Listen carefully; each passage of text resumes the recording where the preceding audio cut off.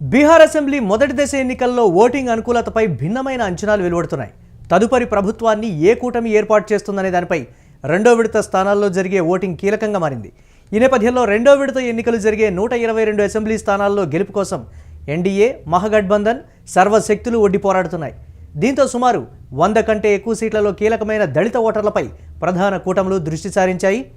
బీహార్ ఓటర్లలో మహాదళితులు సుమారు 13% మంది, పాస్వాన్ ఓటర్లు దాదాపు 5% మంది ఉంటారని అంచనాలున్నాయి.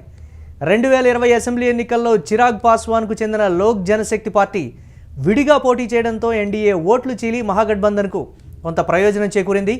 ఈసారి రాష్ట్రంలోని దళిత, మహాదళిత ఓట్లను ఏకీకృతం చేయడంపై ఎన్డీఏ ప్రధానంగా దృష్టి అయితే కేంద్రీకరించింది. దీనికి సంబంధించి మరిన్ని అప్డేట్స్ ప్రముఖ సెఫాలజిస్ట్ శ్రీనివాస్ గారు అందిస్తారు. వారిని అడిగి మరిన్ని వివరాలు తెలుసుకుందాం. శ్రీనివాస్ గారు నమస్తే. నమస్తే మురళి.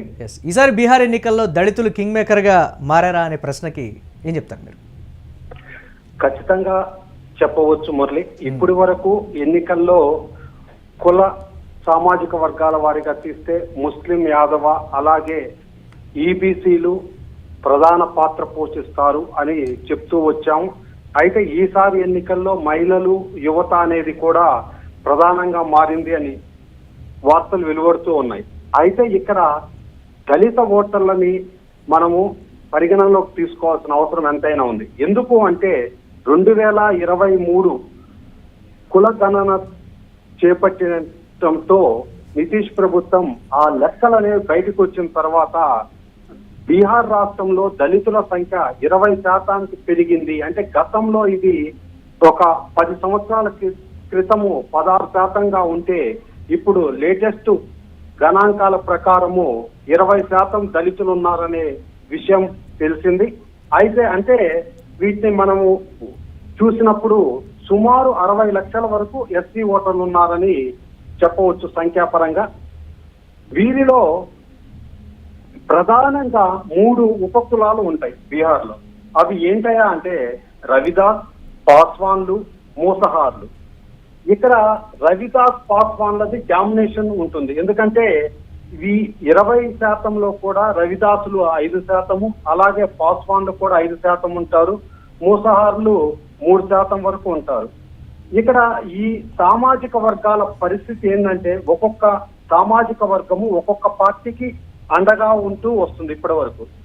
ఒకవేళ ఈ 3 ఉపకులాలు గనక కలిస్తే చాలా నియోజకవర్గాలలో ఎన్నికల ఫలితాలను శాసించగలుగుతాయి.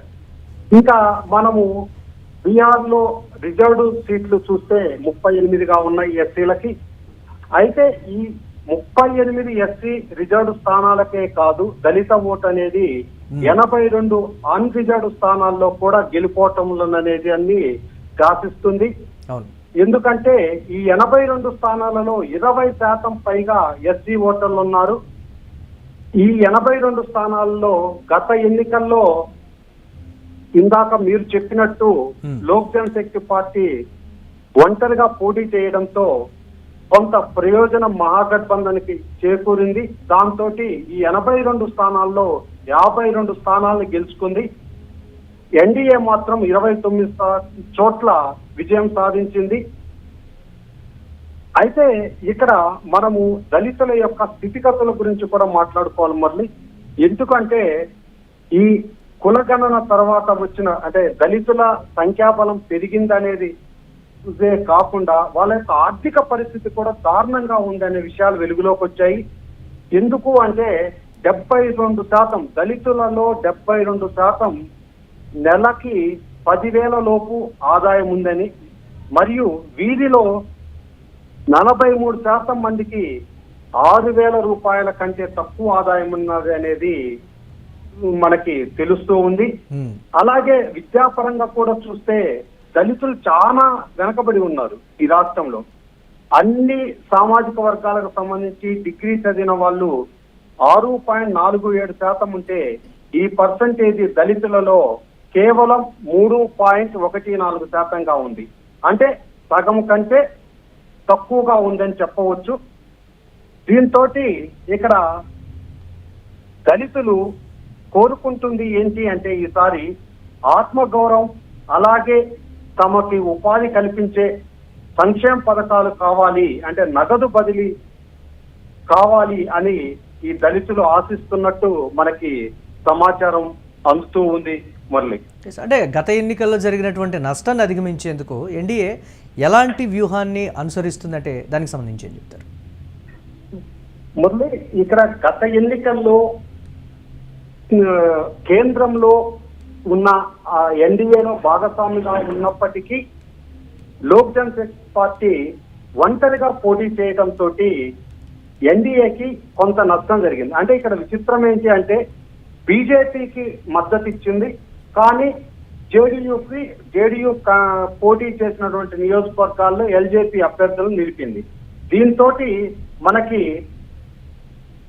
ఇక్కడ 32% మంది పాస్వాన్లు లోక్ జనశక్తి పార్టీకి ఓటేశారు. దీంతో ఎన్డీఏకి కొంత నష్టం జరిగినట్టే చెప్పవచ్చు. అంటే దీన్ని బట్టి మనకి అర్థం అయింది, అంటే అర్థం చేసుకుంది ఎన్డీఏ ఈసారి మనకి లోక్ జనశక్తి అలాగే మాంజీ పార్టీ అంటాం, హిందుస్థాన్ అవామీ మోర్చా, ఈ రెండు పార్టీలని ఖచ్చితంగా మనతో కలుపుకోవాలని చెప్పేసి చర్చలు జరిపి లోక్ జనశక్తికి తమ స్థాయి కంటే, అంటే తమ బలం కంటే కూడా ఎక్కువ స్థానాలని డిమాండ్ చేసిన 40 స్థానాలు డిమాండ్ చేసింది. అయితే చివరికి 29 స్థానాలను కేటాయించింది. అలాగే మాంజీ కూడా 20 స్థానాల పైగా అడిగితే అతనికి కేవలం 6 స్థానాలు మాత్రమే కేటాయించింది.